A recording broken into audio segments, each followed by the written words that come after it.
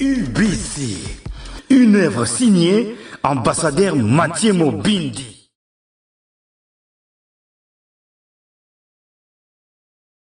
Nous avons beaucoup de services de l'eau et nous avons la grâce de recevoir un homme de Dieu, quelqu'un d'Abisso. Nous avons vraiment voulu qu'il puisse intervenir spécialement dans le cadre de Olo parce que nous avons la grâce d'amener à saluer dans le cadre d'un ministère. Le pasteur qui va nous prêcher aujourd'hui s'appelle le pasteur Fabien Gonda. Nous allons dans le cadre de la communauté évangélique pour Christ, ainsi qu'un mec. Et nous avons vraiment la grâce de le recevoir parmi nous. Parce que non seulement c'est un pasteur, mais il est aussi le monde et la théologie. Et c'est pourquoi dans le cadre du travail pastoral et théologique, il a ciblé vraiment notre église pour venir travailler, pour venir exercer son ministère Kafka Nabiso. La semaine passée, il a été dans notre paroisse, il y a Plaza, jusqu'à pasteur Serge Agali. Et cette semaine, il est avec nous, sera avec nous aujourd'hui, dimanche. Et puis, il a mis encore l'Obi, lundi, ensemble de Rosalanae. Et je crois qu'ils sont assis ici à Awa. Nous aurons aussi la grâce de les recevoir dans notre paroisse Nabiso. Donc, je voudrais le bateau Yabaye avec beaucoup de joie et surtout, ceux qui ont la pique, ceux qui ont la cahier, ceux qui disposer surtout de Manayo pour recevoir la parole de Dieu. Le pasteur qui le prêche, ce n'est pas seulement un pasteur simple, mais c'est vraiment un théologien.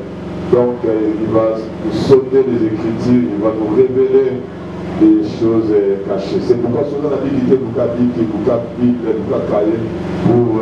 non seulement écrire, mais surtout retenir tout ce que l'homme de Dieu va parler dans ton mois de l'heure. Est-ce qu'on peut se mettre debout? Nous avons la joie aujourd'hui avec nous, demain encore lundi, il sera avec nous. Voici donc le pasteur Fabien Gonda, qui a fait pour ça notre vétérisard et ma bonne matas, qui donne à Korabaye. Merci à Dieu. Gloire à Dieu, gloire à Dieu.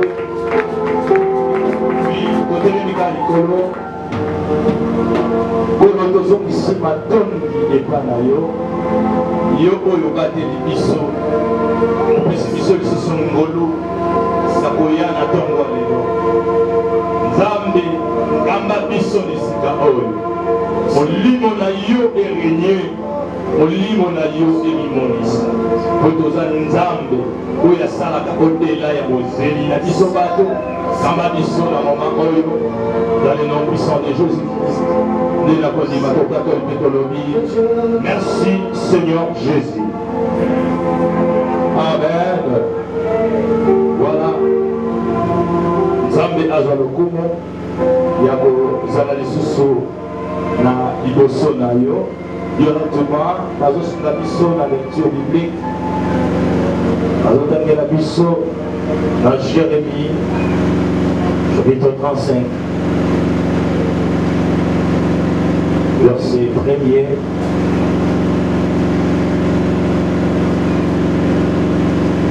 Jérémie 35, verset 1er et à 6e verset, on peut s'arrêter là. La parole qui fut adressée à Jérémie de la part de l'Éternel au temple de Joachim, fils de Josias, roi de Juda, en ces mots.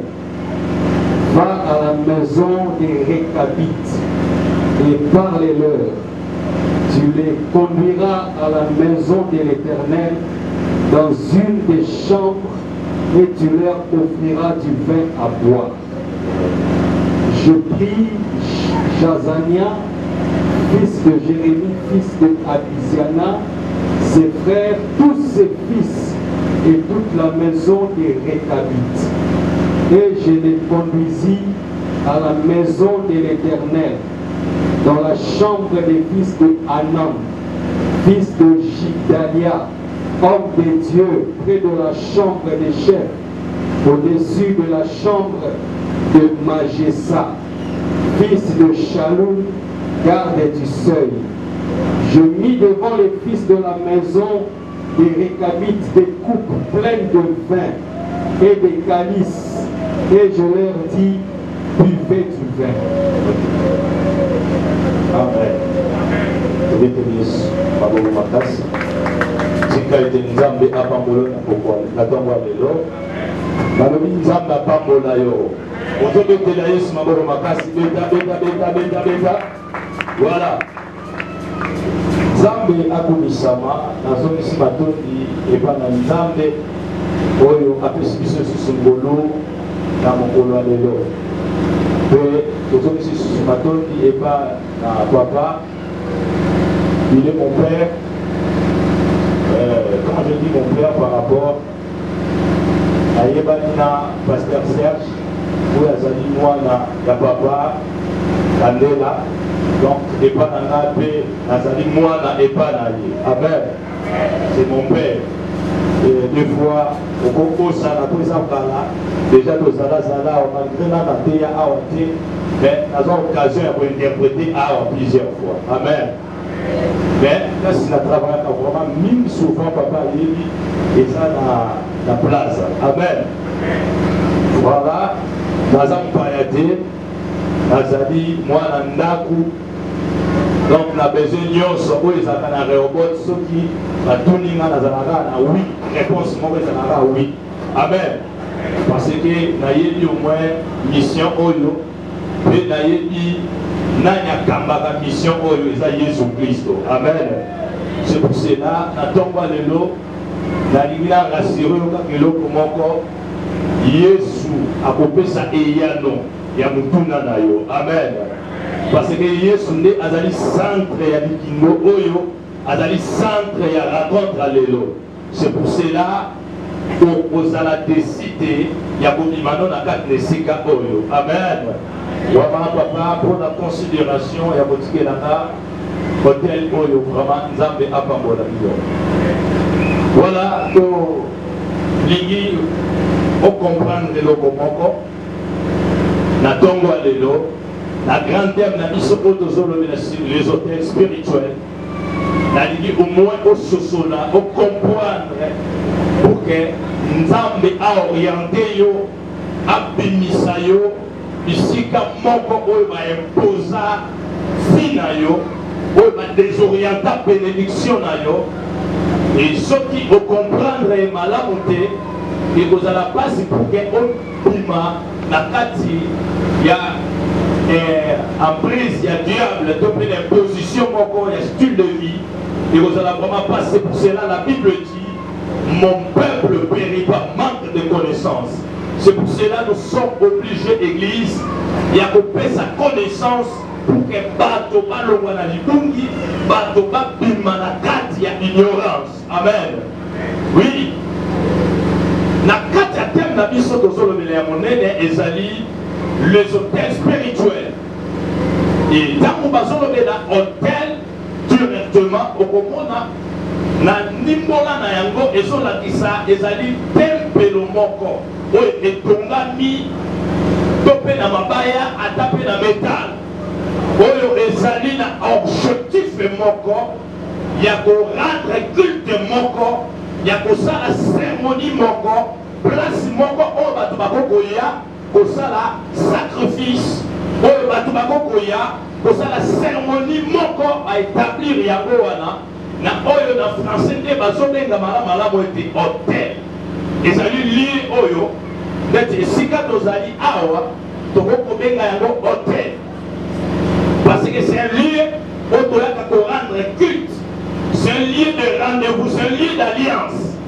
Donc hôtel eza esika oyo bato bayaka na okutani ya boyokani moko oyo esalamaki na accord moko oyo epesamaki eza lieu oyo bato bazwa korendre culte, lieu oyo bato bazwa kosala sacrifice.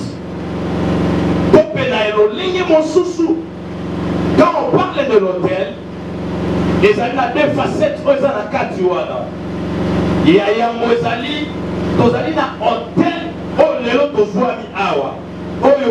hôtel. Hôtel, il y a lieu d'adoration, il y a lieu de rencontre, il y a bâtonnement Nzambe, mais spirituellement, na sens mosusu tokokoloba le diable aussi azali na hôtel na ye oyo aplaça oyo bato mpe bakendaka epai na ye korendre culte kosala bacérémonie kosala basacrifice pour ke erendre gloire na ngambo na ye. Mais lelo tolingi tolobela nini tocomprendre nini, mais on a ajouté aussi parce que ça des mots oyo balobeli biso spirituel na kata spiritualité directement okomona ezali signifie la spiritualité et la structure oyo ezorabene bato contact en esprit bato contact à communion na esprit. Si quand on parle d'hôtel spirituel directement nous devons comprendre il y a des hôtels de Dieu et il y a aussi les hôtels du diable. Le diable aussi azana ba etumbelo na ye azana ba serviteur na ye azana ba na misala na ye sikoyo lelo tolingi toloba nini na sous-thème oyo nga na bebeli yo sous-thème oyo na loba na yo na kati ya libota na yo même si ba imposa loi nzambe azana makoki ya kobimisa yo. Je dis bien nalobi na kati ya libota na yo même si ba imposa loi nzambe azana makoki ya kobimisa yo, même si ba imposa mobeko nzambe azana makoki ya kobimisa yo. C'est pour cela directement nous voulons expliquer de quelque chose pour qu'on comprenne que dans ma famille la biso oyo tobimeli il y a des réalités oyo semble la biso difficile. Lelo tozoyeba te mutu azoyeba te tout vient sur ton malheur. Mutu azoyeba te place nini problème oyo ekomelinga euti wapi. C'est pourquoi c'est parce que tozokoignorer que dans nos familles aussi il y a des hôtels au diable à place. Amen. C'est quoi yo? Tu dois vivre ce que Dieu a préparé pour toi. Mais pour vivre cela, tant que yo obimi na libota, obimi na kati ya famille, ozali na kati ya lignée ya famille songolo pakala. Par exemple, nga naza na kati ya famille Ngonda, na kati ya famille Ngonda, il y a une loi où ils ont établi déjà la kati ya famille wana. Nga na senga ya mote, mais na botani na famille wana na kuti yango ezala déjà. Et na kati ya loi wana, ils ont dit quoi? Na famille Ngonda, il n'y aura pas des hommes riches. Na famille Ngonda, il n'y aura pas des hommes mariés. Et au moment la réalité dit de Kosalama, toutes les personnes, oyo azopima na kata famille Ngonda, azana difficulté ya libala, azana difficulté ya mbongo, si ya malunga te, et bato nyonso batobika na même style de vie. Si ya malunga ezate, libala ezate, ezala basi tope mibali bango bakedaka na nzela mokusi bango bakedaka na ligne moko asente ake na ye bango misala ezalaka te bato traverse bamoma ya passe. Pourquoi? Parce que il y avait un grand oyo asalaki cérémonie oyo atungaki hôtel oyo asalaki un pacte na butu mpona koloba ete ke awa na famille Ngonda mosu ya kozala te awa na famille Ngonda moto akotombola moto akozala te. Et ntango biso toye tokocomprendre système wana te okoremarke nyonso ya bino ezokende uniforme tantine aza na vie moko noko na vie moko biso nyonso tozokende kaka na ligne wana. Mais pour mieux comprendre cela, il faut avoir Jésus-Christ de Nazareth. Si tu as Jésus-Christ, c'est par là que tu dois comprendre. Parce que la vérité nous ramène tous à la affranchie, tous à la libérer. Ta conscience, il y a qu'à comprendre que ici, il y a quelque chose qui ne va pas. C'est pour cela que la tombe de l'Écoye Misayo, qu'il y a Nzambe na kobimisa yo. Na tonga na koyebisa yo, seul Jésus est capable ya kobimisa na kati ya mutambo wana. C'est pour cela, nous devons comprendre cela. Dans nos familles, il y a de réalité. Dans nos familles, il y a des oppositions. Des fois, il y a des il suffit seulement de la famille pour qu'on directement conduit dans l'imposition de ta famille. Mais Dieu a la possibilité de changer ta vie et de modifier ta destinée. Alléluia. Est-ce qu'il y a quelqu'un qui peut acclamer plus fort pour Jésus-Christ?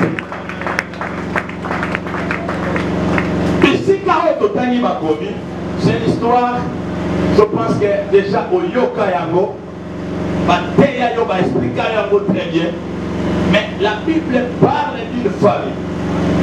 C'est une famille de Récabites. Récabites, peuple Oyo, Bazalaki, peuple Moko, Oyo Bayaki, na kat Israël, Bakotaki na kat Israël. Ce n'était pas les Israélites. Mais, on ne peut pas rentrer là-bas parce qu'il y a plusieurs détails là-bas. Basalaki Malice et Salaki Bakota ensemble. Bakoma ensemble le peuple d'Israël. Mais la Bible dit ceci. Ce peuple de Récabite est arrivé un temps. Nzambe a école de la Moussakol. J'ai parlé à Jérémie, à Lucie Jérémie, qui n'est dit au sol à l'hypothèse à Récabite. Au même bango nyonso na kata temple. Au roi bango, au coup sa vignon, au coup sa bango, pas yango. Quand tu as parlé, la Bible dit que Jérémie a cueilli vers bango, a coupé na bango, a suivi baba la Bible sur la temple. Quand on m'a dit bango la temple, comme il a temple, le prophète a vu vignon à don d'ici la carte la veille, la coupe. La Bible dit à Pessi bango. Ce qui otangi na se ma connaissance là-bas, tant moi Pessi bango, pas consommer yango, mais ma vérité est kobiba, mais ma réalité va ni kolobaba. Et quelles sont les réalités? Ce peuple là-bas qui n'a sérieux problème. Sérieux problème là-bas, c'est la Kini. Dans leur loi, dans leur famille, Bazaki na loi mon oyo ancêtre na baba tikela kibango. Leur ancêtre avait dit que Bino, pour qu'à bon vivre longtemps, il y a Yamo. Et c'est que la binoté, comme la fille. À ceux qui ont la tête, il y a mis balai, à petit maman, pour bon vivre longtemps. Et c'est que la binoté, vous avez ma belé. Vous avez la droite à Osomba ma belé. Vous avez la droite à Osala na yango comme possession. Ce qui vous a la yango, vous vous. Alléluia. Et aïe koye ça va les sous. Puis nous vous avez la droite à travailler. Beaucoup salaté, ceux qui vous salent, beaucoup koufa.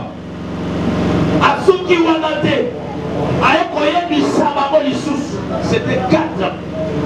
Beaucoup de la finoté, beaucoup de la mabelete, beaucoup de sala bilangate, beaucoup de tonga bandakute. Banima yango, babika bongo pendant longtemps dans leur vie.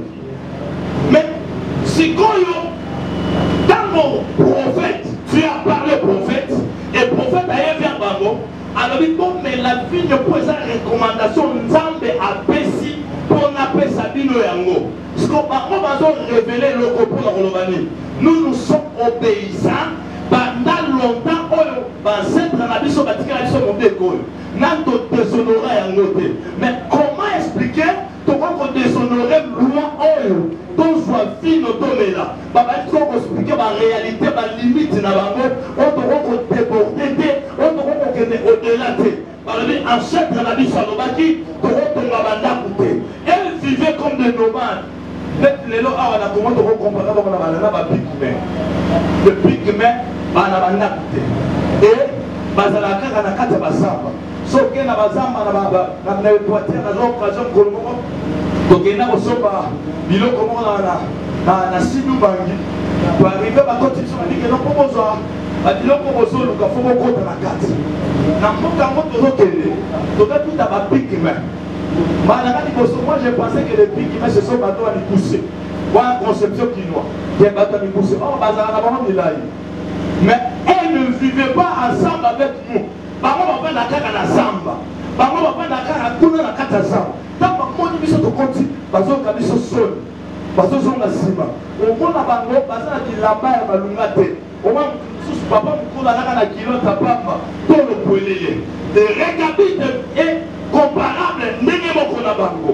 Bango bapesi bango condition bokotonga ndako te, bokovanda kaka na batante.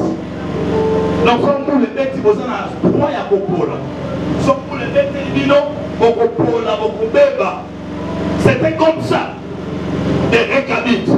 Babali qu'on révélé le prophète. Non, on ne peut pas dépasser nos limites. Pourquoi? Parce que c'est ça. Oh, et ça, ils sont comme à boyer. Parce que notre ancêtre, il avait parlé qu'il y a débordé de l'autre. Ceux qui vont déborder, il y a un sabango. Ceux qui ont osé beaucoup. On va dire, la place de Koufa. De préférer, de respecter la mission, tous à la banda bouteille, tous à la madeleine, tous à la tête, mais tous à la bonne monde. En utilité malade, mon pas dit qu'à madame dans nos kilos. La Bible dit ceci: celui qui ne travaille pas ne mange pas non plus. Mais elle va dire dans l'interdiction, vous ne pouvez pas travailler. Vous avez la droite à vos salles. Ceux qui vont salir vos recouvres. Donc, bango, bataille compliquée. Na bisenga senga baka kopika na kodépendre pas moto. Par exemple, papa ne pasteur azali awa allié lipa na sobi lipa na ye allié a Monique oyo na toni pona sala excès de tablette azu ambassadeur apesi bango. Elle ne dépendait que des gens. Bango bako kokelo de la te parce que bazo sala te muto azo sala te akolesa libota te muto azo sala te ana difficulté. Il y a qu'on laisse sa famille, mais bazo bota, mais baza la basi, mais comment expliquer? Bango basa la kate, bango baza na mabelete. On a dit que toye dit bien, tant nzambe azo sala, azo orienté, aïsi Yoshua lobi, tant boko kota na kana, oyo boko sala les années, boko kapole là-bas, 11 tribus nyoso. Mais quand la tribu moko ya balewi apesi bango c'est-à-dire bango nde bakodépendre bango nde baza na droit kozala na mabele te, mais na chaque tribu vous êtes obligé ya koplace bango bazala wana pour service na bango ezali bango basala bango batikala na hôtel pour que basécuriser hôtel. C'était ça le principe.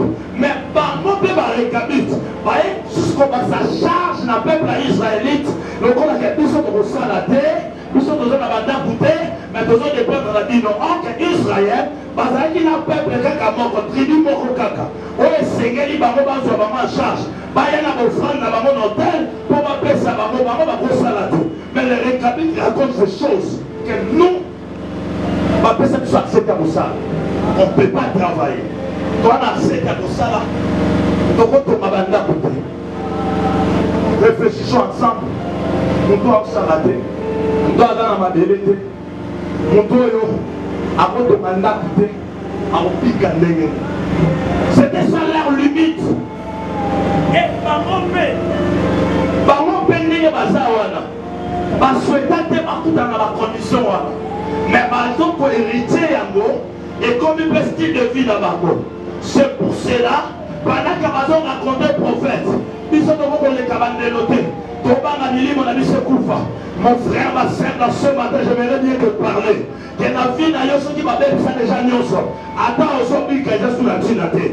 Ce qui m'a bien déjà nyonso à mon touya. Attends, on a paiement. On m'a dit que la carte volée là. En d'autres termes, on peut parler. Ce qu'on peut n'a resté. Soyez déjà béni sa nyonso à mon touya pas nayo. Vous en avez dit dans un avant moïté. C'est tout le monde comprendre. Bazon dit qu'à bon peuple récabite. Bazan est singoté. baza na vie ya balunga te. Mais prophète ayeli bango nouvelle. A dit papa a bien suivi l'Éternel. C'est Dieu qui m'a parlé. Na ramené Bino, na Bino a en tête pour la paix Bino fini. On a calculé en Nzambe. Nzambe ça est déjà calculé à Yébi. Parce que les gens vont se prendre à Bisso, mais vont se prendre à Nzambe. Nzambe a yéba qui a batouana va donner la vie noté. Batouana va donner la kayangote. Mais quand tu as proposé ces choses, ils ont dit chemin la délivrance d'Abango. Je parle à quelqu'un dans ce matin. Cette organisation que Dieu a préparée, c'est pour te délivrer, c'est pour te libérer, c'est pour que l'homme du Manakati la loi établie wana. L'homme du Manakati, il y a imposition wana. Dieu ne peut pas avoir quelque chose pour que puisse notre regard continuer dans ce type de vie à coller là. C'est pour cela que nous avons bandé. Nous avons des nagobilisayo. Balinga te. Va imposer te. Toi tu n'as pas besoin de comprendre leur imposition. Mais ce qui est important est salut. Nous avons des misayo à des maillots quelque part. Pour vivre là où ils ont prévu pour l'aller. Ce qu'on dit bien au sein de la maman de la catafina. Ce qu'on dit bien au sein de la maman de la catafina. Le Dieu de ce hôtel est capable de résoudre ton problème. Le problème na yoana et le king Zamba déjà canté la tête. Le problème na yoana et le king Zamba canté la tête. Cela veut dire le Dieu de Canela a prévu ce programme pour que yo on a la tourmentée de la famille na yo, on a la tourmentée de la liberté na yo, on a la alléluia va manipuler les sociétés. Ces gens baillés va donner tout comme de la vie notée. Ils sont battus là, ils sont battus là. Tout comme progresser, tout comme avancer. Talent de nos amis, c'est ça. Talent de nos amis, tout comme progresser, nous sommes cadrés. Tout comme ça, il a cadré. Il y a des gens, il y a des familles, c'est comme ça. Malgré nous, des fois, on dit qu'il y a des chasses à Awa. Mais ceux qui sont dans la province, on va dire qu'il y a une réalité. Il y a ma famille, on va dire qu'il y a ma moque. On le nomme non. Ma camotte existe. Il y a des gens qui vivent comme des esclaves. Mais ils ne vont pas comprendre. Ils ont trouvé normal. À un moment normal que l'homme vit au sein de bien pour l'engager. Mais il est un esclave. Dans nos familles, tant que tu es là, malgré on s'en rassemble.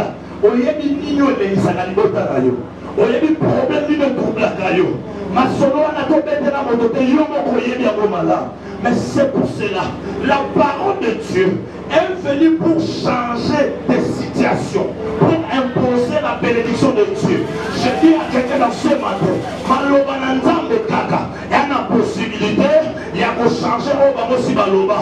Bamoba la cérémonie, le déjà 300 ans dans la famille, la Bible va exister. Le lot de fois, il y a 100 ans déjà pour qui pendant l'existence de la famille, la Bible va la cérémonie. Il y a un serre. Excusez-moi, les gens vraiment habitués, parce qu'il y a d'autres personnes habituées, qui sont à témoignage. On n'est vraiment pas habitué de ça, mais je serai obligé dans ce sujet d'apporter quelques témoignages pour ramener au comprendre que tu as la possibilité de changer ta vie et de changer aussi ta destinée. Il y a un serre, la coupe intercession père.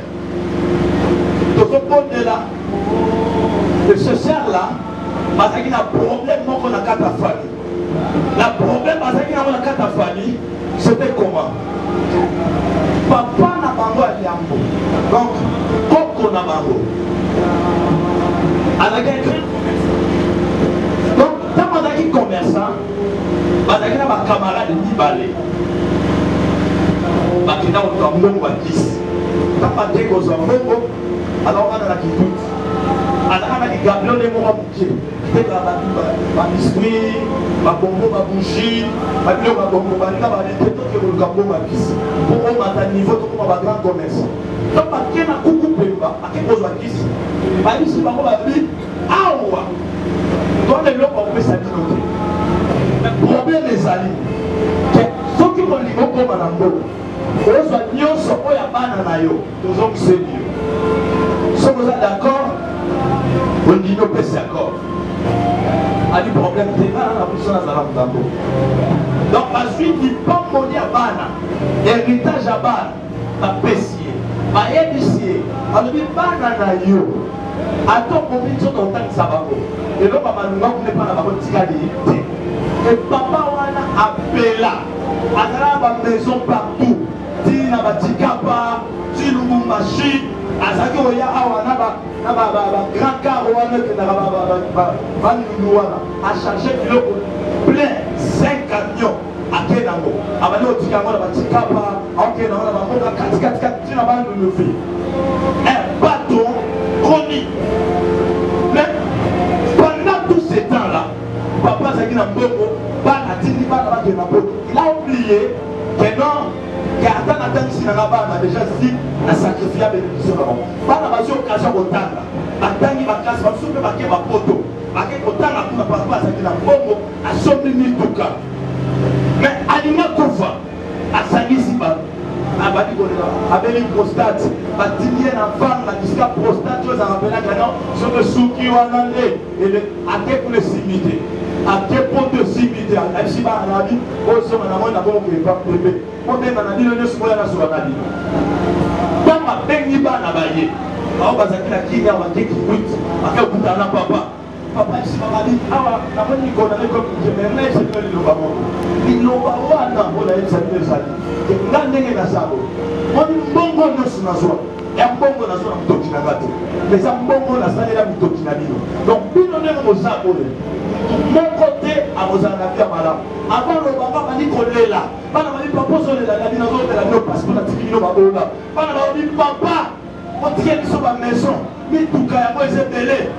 Banda kotonye belé, oh les autres qui sont à bord de la vie, non, parce que les gens la passe. Pas la valise, papa Zoloma, après à sa perte, après une perte à mémoire. Donc ce n'est pas ça. Papa disait des choses vraies. Et ce qui était important chez papa là, il a dit la vérité à ses enfants. Il a dit, promet des ânes. Mon gars na salle et ça dit tokinabino. Bino bokosala na bino, bokosala difficulté au na yebi te so bokosala. Mais dans la condition accord, camarade nanga on imaginga, otokendaka biso mibale. Réalité zali, okoki kochanger vite, bokosala vie ya malamu te. Voilà, c'est vrai ça. Ah, maman, on va pas faire les mémoires.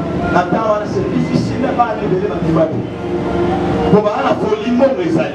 Après une semaine, papa confie. Après 6 mois, il a reconnu beaucoup fort. Papa a une compréhension. Nous avons géré ce nini, magasin au côté de Tikapa. Bon, nous sommes en train de 44. Nous avons géré tout cas. Tout le monde est de l'autre côté. Nous avons doté la or, qu'il va compter dans le processus. Il y a que non, ça va pas la détruire parce qu'on va compter dans la souffrance malade. Tout était détruit. Et Dieu a parlé ça dans la d'intercession. Et la sœur là, quand nous avons alloué les et lui il a commencé maintenant à nous raconter. À dire de ça, ma non-cogniance. Mon côté dans la vie à bien. Mais français, peut-être pas ça, la compréhension, on va comprendre. Ce qui a imposé au film, c'est difficile, ça ne va pas subir. C'est pour ça qu'on a dit qu'il ne va pas subir. Il y a un conflit dans la Wanzambe. Dieu va changer de choses. On va imposer même un temps où ça va quitter. Tant on est Dieu ma coloa. Ça va localiser la démission de la loi. Ça va localiser la démission de l'imposition. À comprendre que ma capable mon papa le baki, il faut que soit conscience dans notre cabassa dans ça. Va comprendre que à texte qui dit le papa est si allez ba ko on veut ba ko so ça ba na o ba ko li na ma bien bon amona wa ba na faire ça ah exact ah na relation ici isala et à côté ba ko bi ba gelonné ba licence ba docteur Musala qui est là, nous sommes à Musala, un mois, 2e mois, on va dire, ils ont la compétence. Après, il faut minimiser ma Musala qui dit, oh, il y a ça, moi je ne peux pas travailler. Moi, je ne peux pas. Pratically, mon papa, il sale les athées. Mais, pas en comprendre, il y a une parole, il y a un accord spirituel, et ça qui est déjà établi avant Bango Babotama, de leur père. Avec la clémence et pas la bango, avec si on vérité que non, la pompino, on dit à la base, mais ils n'ont pas compris. Mais pourtant qu'on ramenait vraiment la compréhension, voilà, ce n'est que Jésus-Christ de Nazareth. Celui est capable Il y a pour ramener vraiment la conscience ici, Bango. Ce peuple de Récabite, ils ont commencé à pousser des raisons, mais puis ils ont remis la vie notée. Mais Dieu savait cela. Le Dieu qui a envoyé Jérémie, Aïeba qui avant même Jérémie ne connaissait pas cela. Mais Dieu, donc Dieu a préparé quelque chose pour qu'Abim Sabamon a quatre loi. Je parle à quelqu'un dans ce matin. Nous avons préparé les guinées pour changer vie. Nous avons préparé les guinées pour délivrer.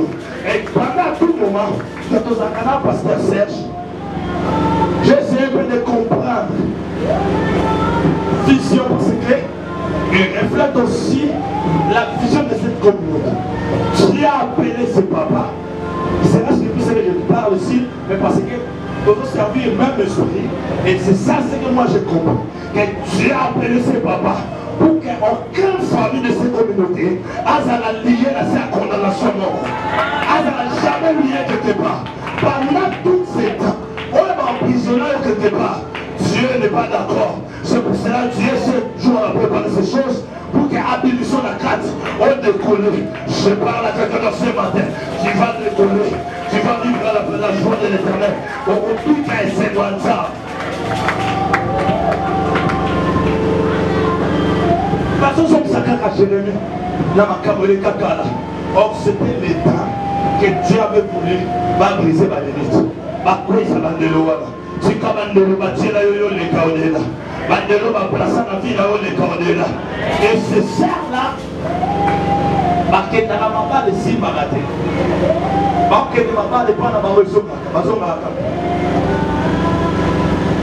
Ça les a. Et la parole a pas si ça m'a localisé à Bango Kaka. Puis que madame dans la lignée à souffrance. À localiser à Bango Kaka, il va dire qu'on va aller le répéter. Pour passer la partage à souffrance, on a dit qu'à la nègre c'est le bas. Si tu as un lié, Ali, attends, il n'y a pas de nom qu'on a dit sur la licence. On dit que les gens sont pour avoir. On va attendre le temporaire. On va attendre le huissier. On va appeler sur la $100. Non, moi je ne peux pas travailler. Moi je étudie en Europe. Tu ne sais pas, moi j'étudie en Europe. Moi c'est à niveau dans la vie. Or, c'est par là que peut-être Dieu a beau changer formule de souci. Avant d'immuniser on a aussi de chercher Dieu. Il y a maman. On peut te raconter toutes sortes d'histoires. On va vivre en réalité. Solution à l'âme, c'est seulement la prière avec Jésus. Si tu as Jésus, si tu as accepté Jésus-Christ, Jésus est capable de restaurer ta vie. Jésus est capable de balayer tout. Oh, et l'Obama avant lui. Jésus a la possibilité de changer votre histoire. Ils ne comprennent pas. Ils ne savent pas que leur vie était condamnée. Dommage à cette famille. Toi aussi, toi que tu es là, tu as un problème dans votre famille. On a un problème. On va imposer à Ino. Bobala kamebo, bobala kaka mbali mon côté. Ino contact à ma balle. Tango yo mona soko comme mukolo tiki na yo. Bino nyonso ya liboso bongo, ya ni balé bongo, ya ni sa bongo. Il ne faut pas trouver ça normal. Son mot de gélo comment se répéter deux fois. La cataligota, ça devient suspect. Il faut chercher. Qu'est-ce qui ne va pas? Tu as des problèmes, on va mettre la soupe à côté. Tu as des problèmes, on va la soupe moyen qu'on raconte. Je connais un seul. Dans le cadre de l'évangélisation, on a côté à Batou. Et Dieu nous a orienté par Serwana. Tout est au pays. Tout est ici. On va la dire dans la famille. On va la dire. On va se faire ça, pasteur. Ali papa, dans la soirée, on parle à pasteur de votre téléphone. Ah, papa, il y a aussi un kala papa. Il y a aussi un dénila, on a neuf. C'est pas un pasteur, il va super mal boire. C'est ça ma soupe. C'est ça ma soupe. Et ça va dire qu'on a kala. Parce que dans le temps, c'était difficile parce que je m'achète. Si je m'avais mis ça, je m'avais mis ça. Par exemple, je vais me faire. Frère, on a su. A dit votre nom, ok. Courage, MC. Problème à vos amis. Allez, essayez un peu de nous expliquer pourquoi vous avez l'examen. A dit, ça dit, dans le cadre de la nation internationale, a dit, papa, dans la prochaine église, dans critère. Moi, si on a moi, on a 7 ans. Moi, on a 4 ans. Moi, si on a ce que je sais, à comment on a dit. Et ça n'a dit bon, et pas y a la maman du bosso, et pas y a la maman du balai, j'ai le 3e. Il suffit seulement à choisir, à combien de moments. Les gens disent qu'on va faire ma chaîne, ma combien de nappes pour pouvoir du matin. Mais son cas à côté, la zone normale. La zone normale. Donc, même si dans l'hôpital, il va y avoir malade des athées. On servait de l'homme des athées. Mais moi, si je suis là, je suis là, donc on va les gens ont un mois, 9 mois. Au moins 6 après, pour autre de ceux qui sont en l'hôpital, l'homme des athées. À la vie normale. Pas de problème. Deuxième mois là, au mal, d'être décidé de se suicider, donc il n'y a pas de changement. Si on va à combien il y a de bon matin. Moi, il y a un Kawana, il y a des postes là-bas qui est pour éviter Kawana. Il faut, là, le moment là, donc c'est pas là la vie. Et après, à côté de vous découvrir la famille, il y a un cancer là-bas. Il est dommage à Koufaka. Moi, je suis en train de dire que je suis en train de dire que je suis en train de dire que je suis en train de dire que même réalité.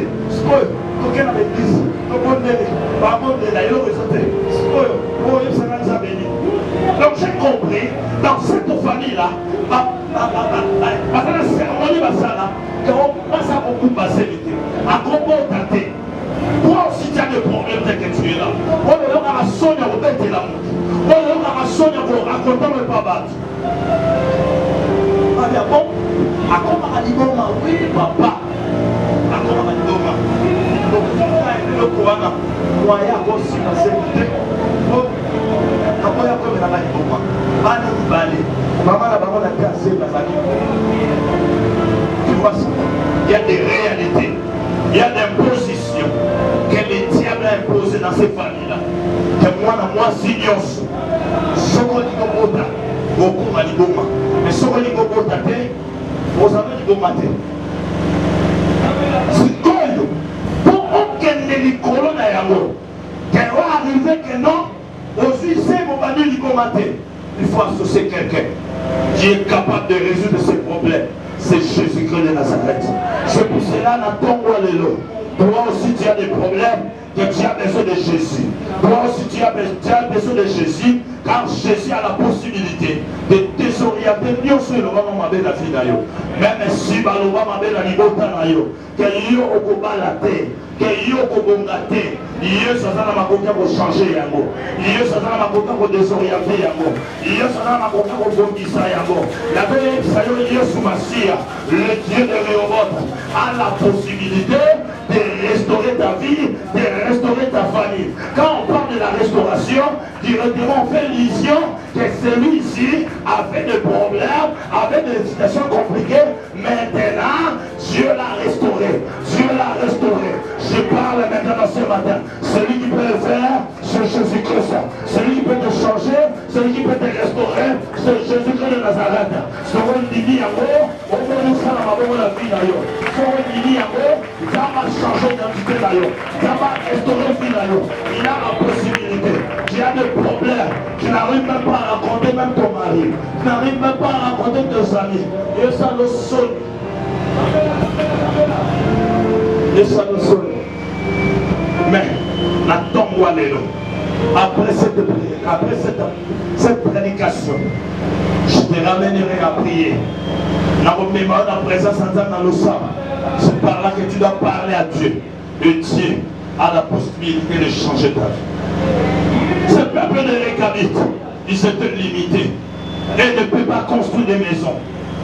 Bana droite en ton abandako. Bana droite, Yabosana Mabele. Homme, tu sors dans ma belle.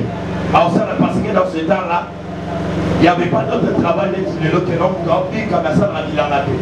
La première temps, on va les saladier, Banisala, et je sais pas seulement la personne qui va pas vous passer le sous. C'est que vous trois dans la bannière, à Bokona, Thomas dans la ville. C'était des sociétés où il n'y a pas de décès. Où ils sont battants et belés. Que vous trois dans la belé, à Saladilanda, à l'homme, à la cultivateur, ou bien à la foutoise au bon qu'on a berger. À la bannière, à la du brûlé. C'est pour ça que quand on parle des richesses de champs dans la Bible, on veut parler de la bannière manaïe. Que berger qui n'y a rien, on dit que non, mon peuple, mon bébé, mon libabo. Aïe la nouvelle. Donc pour dire quoi, on n'a pas ici, que non, on s'en a ma belleté. Ce qu'on a là, go. On a sous sa manque à vous en a ma belleté, amener dans ce plus long au salaté. Donc, maman va vous saler la moutouté. Pourquoi il y a des gens comme ça dans la Congo là et vous simbatez après le comme ça là. Donc lui il doit rester le matin comme ça avant d'y aller caca. Allez, ça m'a dit pourquoi avant que nous locataires sous moi pour nous pour qui aille balade balade et suivi. Or ce qui va priver du locowana c'est difficile au son mandat pour dire aux ana là-bas bien aux ana sapato bien aux ana vie bien la vie de liste toute ma liste et on a déjà relongo. Mais ces gens-là c'était comme ça. Au banc à la bas c'est que bon mon n'a beaucoup fois ce qui a la salle na sali Zambé alingala ta mon là-bas tu vas souffrir. C'est pour cela que Dieu n'aime pas les gens souffrir. C'est pour cela que ce matin même ces ana moto moko oyo akotaki na libota na bino asalaki baparte ya mabe alobaki maloba mabe asalaki baseremonia mabe yokana ye biso na ntongo lelo eyapekaka na moto moko yo na ye wana makoki ya kobongola makambo car la Bible dit avec Dieu nous ferons des exploits et il gracera nos ennemis avec Jésus alléluia. Tu vas écraser tes ennemis. Avec Jésus, tu vas changer ton histoire. Avec Jésus, vous allez étonner qui a fait cela. On va poser ces questions. Pourquoi? Parce que tu as accepté Jésus. C'est pour cela que quand tu viens à l'église, il ne faut pas blaguer. On y a raté la figurant. Il ne faut pas venir à l'église comme un figurant. Un figurant, c'est quelqu'un. À ce compte dans la scène, on est concerné. À ce compte dans la scène, on est étalé dans mon couple. Mais ici, on est pour ça la masse est comme ébélé. Donc, lui n'a pas le droit de parler. Lui n'a pas le droit de décider. Parce que c'est un figurant. Mais sans qu'on ait l'église comme un figurant, tu vas rentrer seulement comme ça avec tes problèmes. Il ne faut pas rentrer à l'église comme un figurant. Il ne faut pas vivre dans ce monde comme un figurant. Si tu es comme un figurant, tu seras manipulé avec les gens. Les gens commenceront à t'aérir. Il y a des caillots. Il y a des travailler. Je prie Dieu dans ce matin. Le Dieu de cette terre. Je parle au nom de Jésus. Que le Dieu de notre papa Kabila puisse changer ta vie. Je libère cette option-là. Même au libère, même ne peut pas la catastrophe. Je libère au nom de Jésus. Je parle à ton nom dans la main de Dieu. On a la catastrophe à bien solide. Et on localiser et proposer pour qu'on trouve rien. Laisse que mon Dieu vous bénisse. Le Dieu de cette terre change ta vie. Au nom de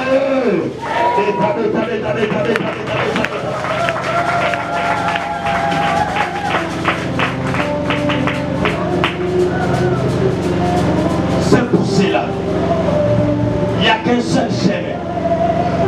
Au-delà de nos problèmes, au-delà de nos questions, seul Jésus a la capacité, a la possibilité de changer ta vie, de restaurer ta vie.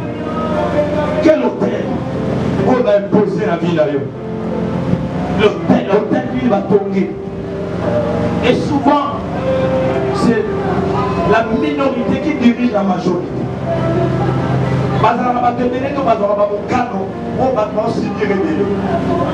Il fallait quoi?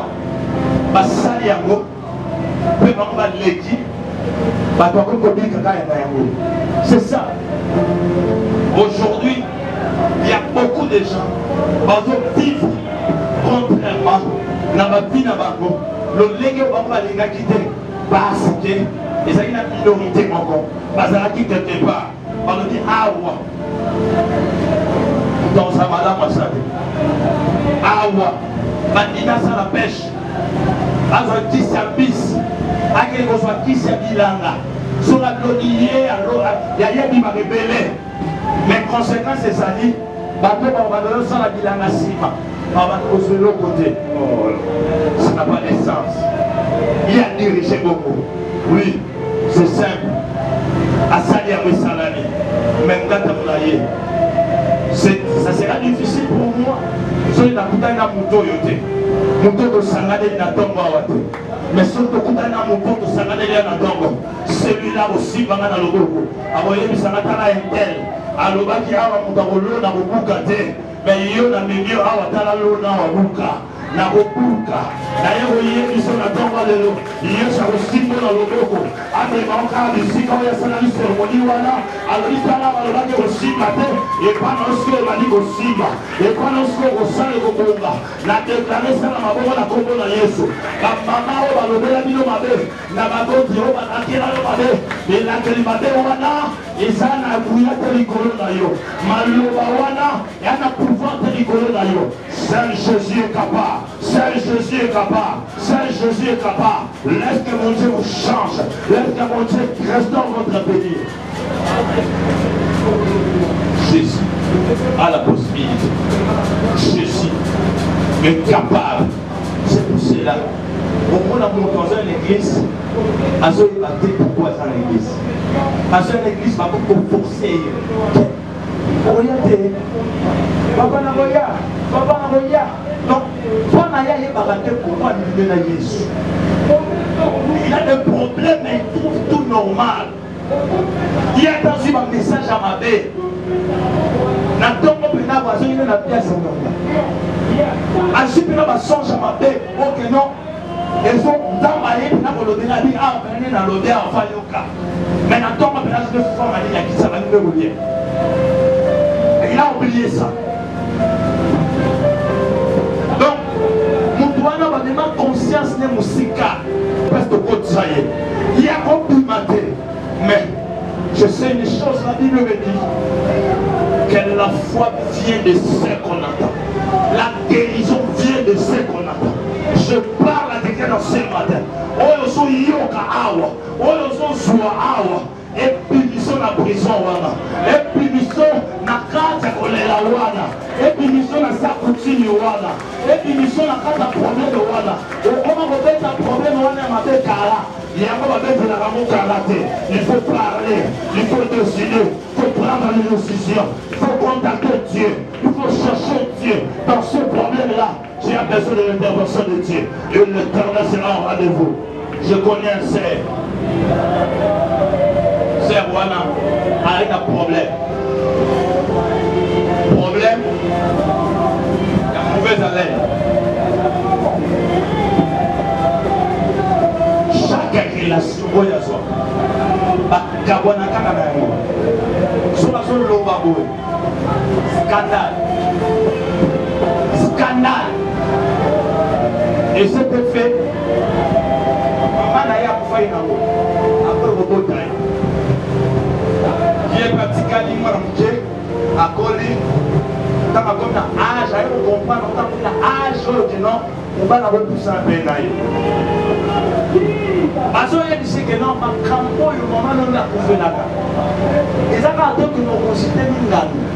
Pour maman, nous ne considérons pas l'ingani, nous avons une solution. Et nous avons un nzambe, nous avons un nzambe. Par contre, de la bonne ayo, nous pouvons pas nous kende. On dit diable sur la diable de l'anzungu d'ailleurs. À Sédakaïté. Alléluia. Sédakaïté la passe. Le nzambe va intervenir. On lui parle comme ça, cherche Dieu. Viens. Et arriva à l'Iboma, Dieu pour on va à proposer Bala. Après, on va la supporter, on dit que non, on m'a pas tout que non, on dit l'hôpital, il va proposer non, problème bien bon là bon. Car c'est là, non, yo maintenant nous va commettre là. Moi la marche là, on va solo. Ça va dans le babo scandale, solo à dégâts. Il y a seulement que non, il y a un bon cas, on peut résoudre. Non. La solution qui va la dire, tosuka awa taye chemin na yo ali non nakokoka te moto apesaki espoir yo wana moto apesaki espoir eza nzambe moto akopromettre oyo bachange na ye moto akolaka yo mpe lobi alobi kena tosuka awa esili te mais motu moko soki alobi kena totambola bokotambola na ye mpe bokokoma na ye bokokoma na destine c'est Jésus Christ ya kokomisa na destine taba ye biso tosuka awa c'est la côté qui a désespoir. Elle dit non, non, non, non. Nous sommes là, Kinga, Arasira Kinga. Avant qu'on appelle ça corps, il dit que non, on va rater, on va résultat ensemble. Mais les gens qui nous sont awa.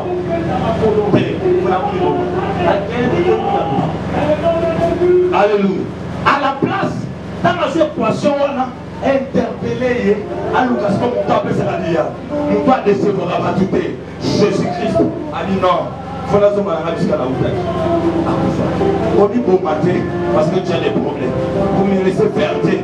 Combien tu as karaté problème au Sanango? Au Sanassemblée de la Likambo. Mais quand on te dit prier, toi tu fais semblant comme tu es en bon état. Oh, tu as des sérieux problèmes. Si on va nous raconter, on va nous savoir, on va nous rouler dans la place. Il y a un coup de rose à la base, on va mettre le Sénat du Cameroun. C'est pas là, on va nous dire ça, mais quand on te dit prier, on va non, il ne faut pas blaguer avec ta vie. On vit qu'une seule fois. Après là, toujours c'est là, jugement est Nzambe, alléluia. Mais quand tu vis, il ne faut pas qu'on vive dans le corps d'un figurant. Il faut on se là. Non, Nzambe, à Boxei pour l'agneau, on s'en assemble, à vie de Septembre mobile, à Nibel Idémika, à vie de Septembre mobile, à l'Inani Mananda, pour y aider à la Pessarasa, à Malona Sonio, ou à l'Omola Sonia Mobilité, ou à l'Omola Sonia Papate, on t'appelle ça à Guinée à Papate, on t'appelle ça à Libal à Papate, on t'appelle ça à la stabilité de la famille, et après Moussalate, mais on t'appelle ça à la stabilité, on t'appelle ça à la c'est Jésus, je dis que c'est Jésus. Je dis que c'est Jésus. Jésus a la possibilité de changer ta vie. Donne ta vie à Jésus-Christ. Donne sincèrement ta vie à Jésus. Et Jésus va restaurer ta vie. Va changer ta destinée. Mon côté est pas naïe. À son dans le lega yaki. Baya est pas naïe la maladie. Va sauver la maladie. Cette femme a dépensé beaucoup d'argent. La Bible dit, elle a parlé de lui-même. Que si je touche seulement son pas de vêtements, de son vêtement, je serai guéri. Ces jours-là, dans ma salive démarche, Abina Lucas Nzambe, Mbongo epesi ma solution te, bato basunginga te, nane oluka ye sikoyo, tanga luki ye, azwi solution problème na ye, ndenge oluki Nzambe Nzambe apesa solution problème na yo, ndenge oluki Nzambe Nzambe apesa solution likambo na yo. Je dis que Jésus apesa solution situation na yo. Jésus a résoudre un problème na yo, car il a la possibilité de changer ta vie. Il a la possibilité de restaurer ta destinée. Il a la possibilité. Il y a qu'au prendre là. Il y a qu'au changer. Tu sais quoi? Ce sont des choses réelles. Nos familles de bêtises. Nos familles de réalité. Il y a des situations où mon père c'est un pasteur. Mais comment tu vas aller la perdre dans ce doigt quand la prière? Père Aïe Samad est petit. Oui, na likota nanga onga na bibeli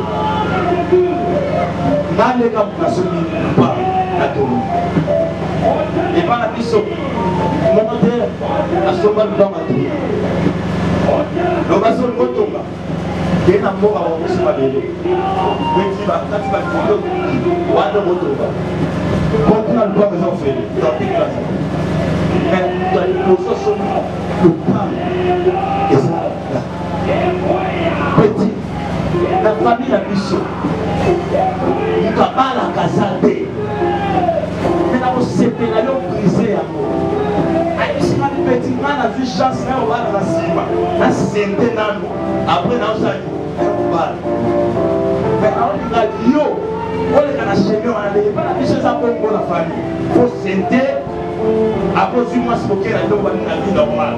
C'est normal par la mission. Et pas nous sommes pas dans la vie. Il y a un nappe canana bongo.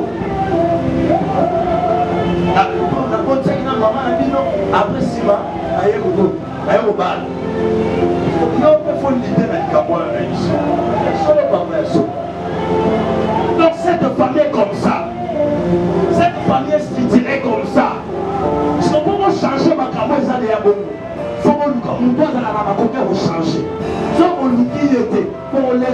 Awana. Le diable est risé. Le diable est malin. Mais il n'est pas le tout-puissant. Celui qui est le tout-puissant, c'est Jésus-Christ. Adam a le vie d'avoir rien pour changer. Adam a le vie d'avoir la possibilité de ne pas mourir. C'est pour ça qu'il ne faut pas blaguer. Il ne faut pas minimiser au plan de la campagne paradis, c'est ça. Non. S'il s'agit de prier, de changer, c'est il faut changer. Alléluia. Il ne faut pas jouer comme ça. Et moi aussi, je me suis rendu compte, papa, pour être sincère, dans l'église à trace à papa. Dans l'église à trace à mais papa avertissant avant.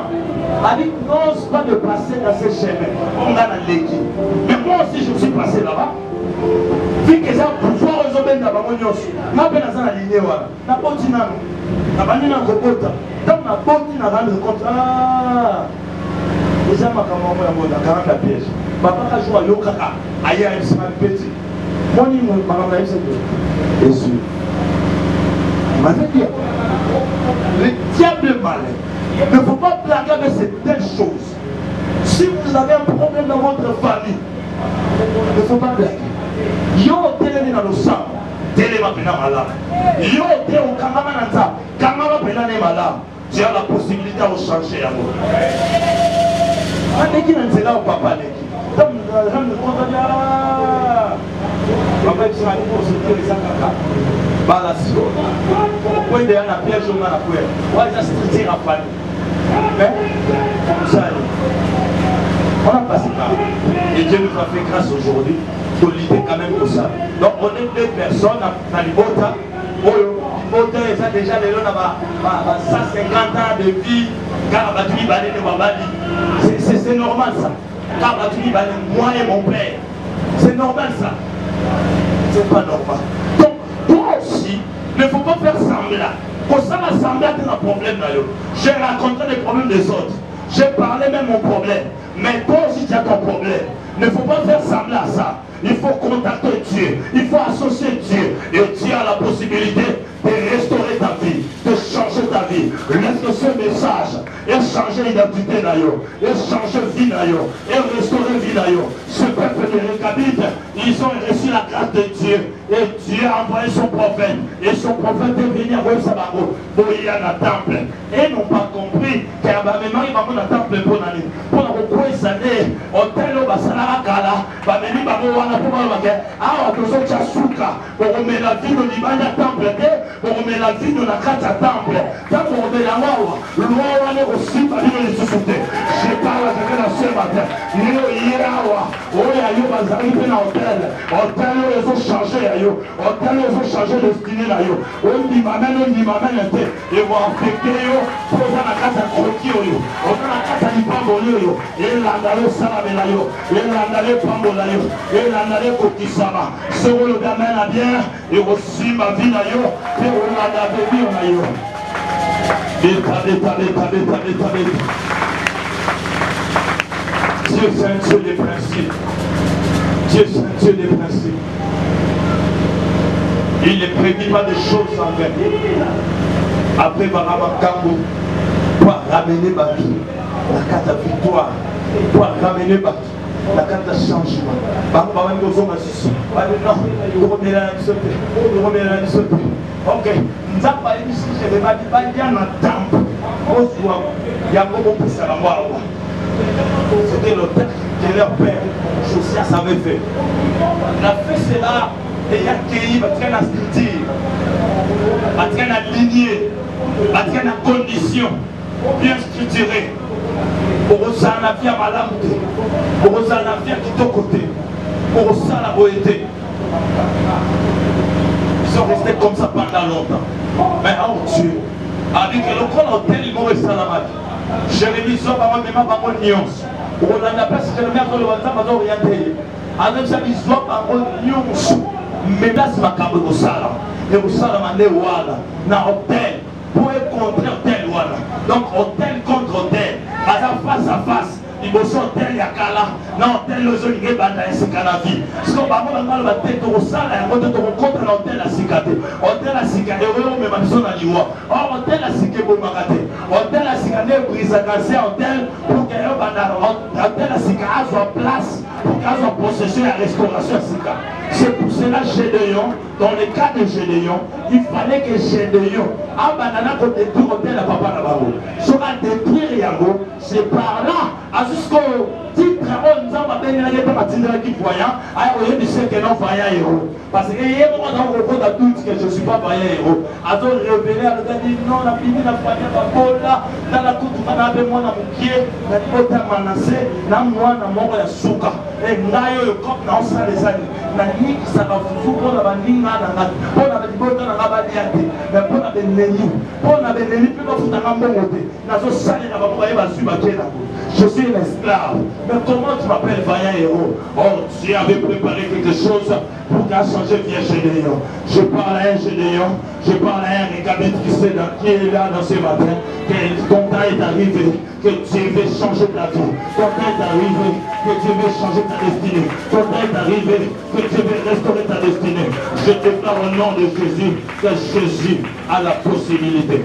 Si tu acceptes ça, imana lienyo so ba imposa na dibota na yo tika nzambe we ya pabola yo tika nzambe a restaurer yo nzambe a changer na la vie va changer vie yo. Je voulais aujourd'hui être simple pour que tu comprennes quelque chose. On dit nzambe a prévoir pour na yo, on dit nzambe a to sangisa biso. Il y a d'autres personnes qui vont mettre dans le cara. Il y a d'autres personnes qui vont mettre dans la vie. Il y a des familles qui sont là. Il y a d'autres personnes qui sont pas dans la vie dans le monde. Ils sont dans la vie à bien, ils sont à bien, ils sont pas pour la mission. Vous comprenez? Autant il y a que nos filles, il y a un stable. Dans la limite, ils sont au bout de la moto. Dans la limite. Tu sais pas. Alléluia. Mais pendant que ces gens, oh papa, on va aller dans la vie à bien. Les parents de dépasser à Dino. Donc cela veut dire, avoir de l'argent, ce n'est pas dire que nous devons la lier. On pense à la bongo. Mais moi, dans le domaine, mon corps est semblable à difficile. Moi, dans le domaine, mon corps est semblable à bongo. Alléluia. Moi, dans la vie à bien. Au salaire, la misala est bien. Mais on a un problème pour ça, la misala, on a un problème pour ça, patron n'a pas de c'est un papa, un cadre, un DG. Dans ma famille société, mon quartier, gérant. Ce papa-là a gagné plus de 7 millions. Là, nous avons 7 millions de francs congolais. Dans quelques jours, on a la banque, on a 5. On a chargé, non, c'est pas bon, ça va bien, ça va bien, le pardon. On a sac plein d'aélier. Et papa, on a un problème. Malgré qu'il touche de l'argent, on a un gare, papa n'a pas ça, on a un gare. Et papa, il faisait comment? Avant bon moyen. Ah bah j'ai un papa social, il y a un capacité, dans son problème, à continuer comme il y a. C'est pas ça l'année. À ça la fondation il y a aussi une fêlée. Donc pas si bah il fait ça papa moi ma commando il y a papa, il y a ça va être comme moi. Voilà de aussi la communauté ça. Aïe bah la vie, nous avons connaissance des amis, la fait moi deux hommes. D'accord. Laquelle a vu des amis dans la piscine ici maman. Aïe, nous tous on va y dans on s'allait beaucoup. C'est quoi moi ça comprend que vous parlez dans là. Son salaire est qui dans la bannière. Moi c'est pas contre un système. Et par contre deux fois des fois. Alors deux fois créer par régulier on a 2 millions 3 millions. Pas na paix. Pour continuer à passer ni balai. Pas na paix balai là papa ça avec des fois la bannière créer la vie pour avoir. Parce que dans mon bon roya. Dans la ma passe sur un moment là. Dans mon bon roya peut la ici. Tous ces gens là il y a des gens qui ont les 5 et raté. Bon roya présent bon roya boy. Ami pesa maman là, pesa maman là. Moi c'est pas ma vie, papa m'a la zone de l'eau. La défense de l'eau pour monter dans l'ouf. Et moi ça quand on est au 3 millions. Je dois me message. On va faire un montage. Moi ça comprend quelqu'un. Allô. Ceux là la pesa donner à nous ceci. Pas pour la dans la système. Donc on est au Kenya, on a traîné à 1 million. À 1 million là. On a parlé à dire. Ah c'est ton salaire. Vous savez tout ça. 500 000 à projet, 500 000 pesa maman là. À la Attends, mais c'est qui gagne beaucoup d'argent. Attends, on a aussi sa moto. Akoufa Atika Naku, il y a plus inachevé, il y a mais gagne beaucoup d'argent, 7 millions. Ce qu'on a fin de l'année, on a salaire, on va avoir plus valide. Sauf qu'il va partir ici, on va calculer, on va faire la DGI. Ok, on a plus valide, on a 10 millions, 10 millions 500. On va nous faire un problème, on a un problème de banque au Cameroun. Donc, il gagne de l'argent, mais c'est esclave. Mais en comprenant famille, ce n'est pas seulement lui. Son frère aussi a des directeurs nationaux. Même si c'est papa morceau de l'Élie à sa fragile. Même avant qu'il y ait un aller à surprise. Mais, parce que ça, alléluia. Donc pour te dire, il ne faut pas faire semblant. Ne fais pas semblant comme non, c'est ok madame. Non. Pas sur le bas, non, faut le bas, non. Pas sur le matin, faut le matin. Mais nous avons intervenir dans le problème. Nous avons intervenir dans le problème. Nous avons télé dans le problème. Nous avons besoin de citer de l'été. Mais je suis venu te parler. Il faut apprendre de dire non. Il faut vraiment faire un effort de dire non. Personne va te dire que une division 48.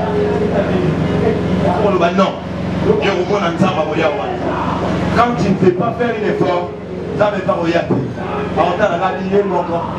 Alors, on a conscience. Il y a un moment comprendre. Ce sera difficile du calme comme ça.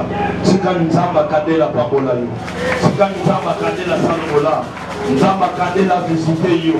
Maloba oza simple les autres à place dans le banayo. Nous avons un poste à quelqu'un dans la liberté à l'esclave. Dans le royaume de l'Ibo, dans le esclave. Dans le royaume de l'Ibo, dans le condamné. Car la Bible dit, il n'y a pas de condamnation pour tous qui sont en Jésus-Christ. Et Banaye Subato Bakatama et Tumbu Bazate. Oyaki Moto Akatama et Tumbu, Moto Ataki condamné na Singa. Maintenant, Oye Banaye, faut signer Pouya. Bamatali Kolonayo, pas sa valeur, pas sa considération. Si quand ça va bien soyo, après sa considération. Soyez digament, il ne va pas pour l'ayo. Côté de l'Nicolo, nous voulons prier maintenant.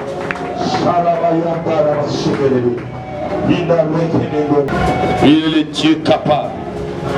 Il est le Dieu puissant.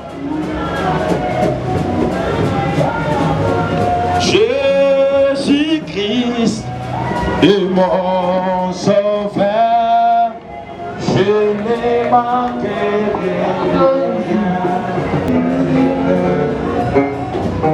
Oh Yeshua Jali. Elonga ya bongo ilanga kobangela kote ya no kani botana kobangela kote oh Yesu ajalie ya no ya famina waya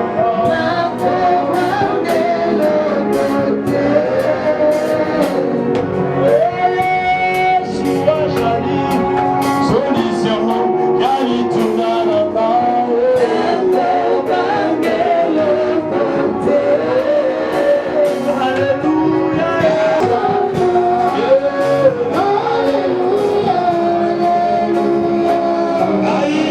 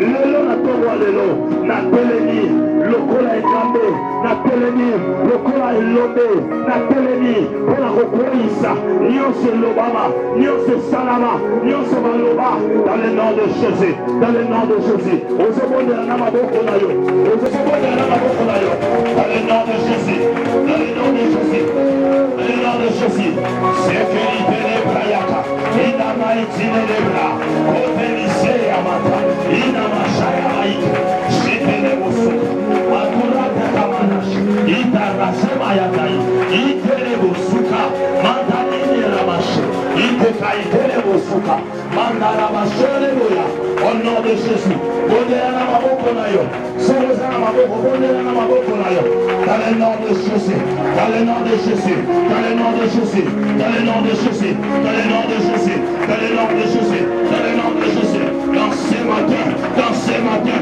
que cela tombe que cela tombe que cela tombe que cela tombe que cela tombe que cela tombe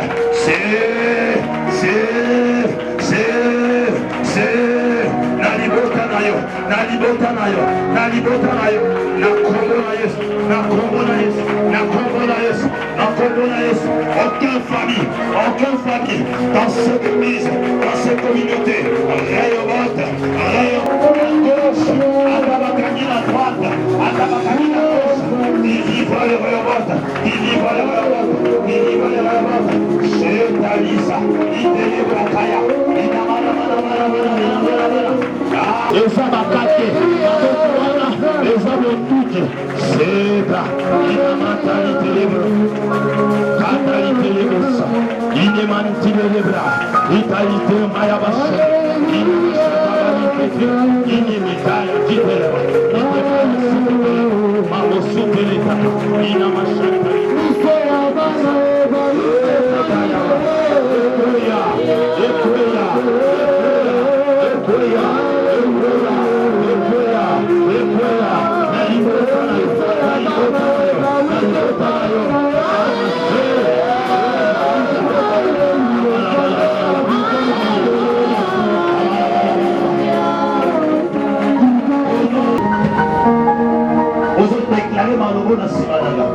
après un mot ils ont lycée oyo baloba mpe badéclara batiaka signature tu as la possibilité de changer cela dans ses mains kolo yesu na ntongo ya lelo na ye na hotel oyo nanga nakobika makambo wana te Yesu nyonso oyo baloba soki bazalaki misato soki bazalaki mibale ngai na yo Yesu oza na possibilité ya koranverse bomba na bango oyo Yesu ekokweyisa hotele wana ekokweyisa maloba wana Yesu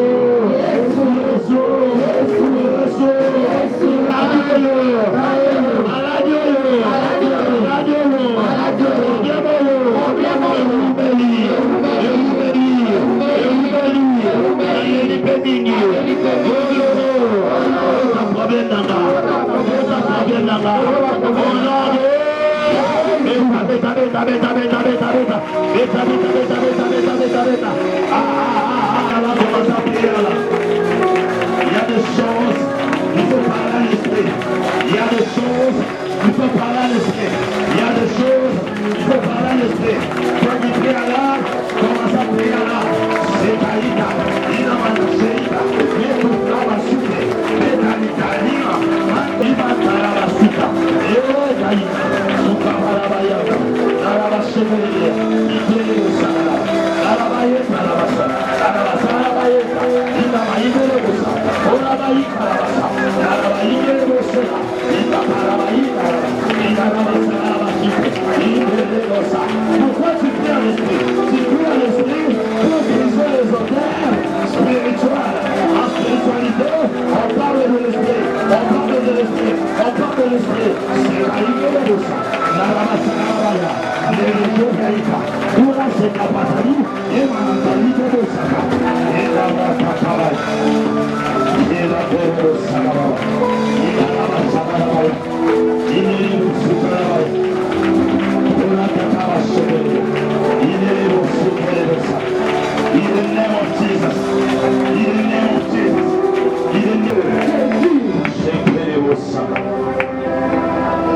main droite dans la tête.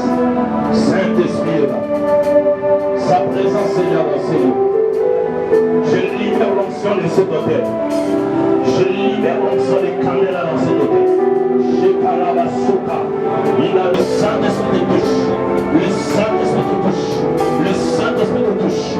Alléluia. Recevez cela au nom de Jésus. Recevez cela au nom de Jésus.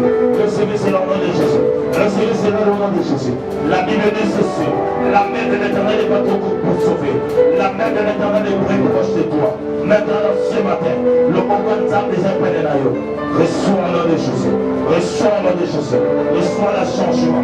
Reçois le changement. Reçois le changement. Reçois le changement. Reçois le changement. Tu sortiras ici vainqueur. Tu sortiras ici victorieux.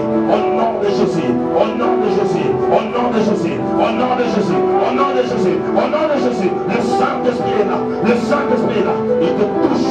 Il te touche. Il te touche. Il te touche. Il te touche. In the name of Jesus. Merci Père. Merci Père. Merci Père pour la vie. Merci Père pour la restauration des familles. Merci Père parce que tu veux restaurer les familles. Tu veux restaurer les familles. Tu veux restaurer les familles. Tu veux restaurer les familles. In the name of Jesus. J'ai fait de vos sang dans la vie.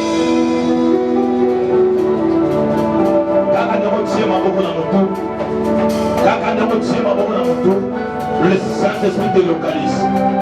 Reste silence. Le silence aussi adore. Chez la Brasida. Il te touche là où tu es. Le silence adore. In the name of Jesus.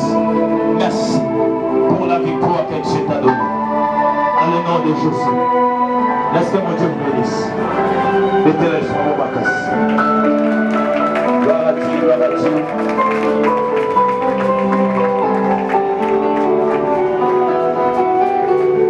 Gloire à Dieu. Que Dieu vous bénisse.